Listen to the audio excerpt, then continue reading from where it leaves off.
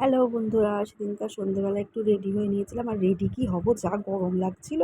আর আমি সবসময় এরকম সিম্পলভাবেই থাকতে ভালোবাসি, যে একদম সবসময় মেকআপ করে আমার একদম ভালো লাগে না। একটু লিপস্টিকটা দিয়েছি, তাও বরের গুঁতুনিতে। আমার বর সবসময় বলে একটু ঠিকঠাক হয়ে একটু সেজে গুজে ফিটফাট হয়ে বেরোতে পারো না। তো আমার এই গরমে সত্যি ভালো লাগছিল না, কিন্তু তাও ওর গুঁতুনি খেয়ে করলাম।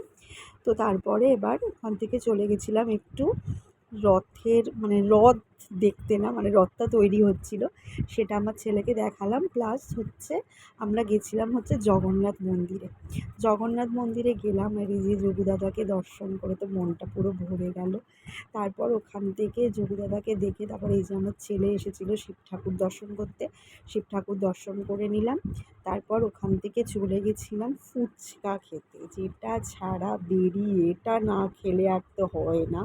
তো আমার ছেলে তো ভীষণ ভালোবাসে ফুচকা খেতে, ওর বাবা কিন্তু খায় না।